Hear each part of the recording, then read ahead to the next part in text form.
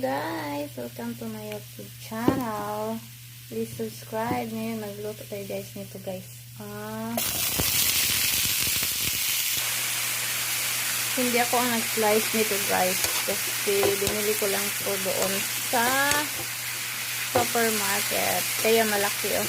Kung ako ang nag-slice nito, manipis guys. Para madali maluto. Quick and easy recipe. Lagyan natin ng seasoning. Kunti lang.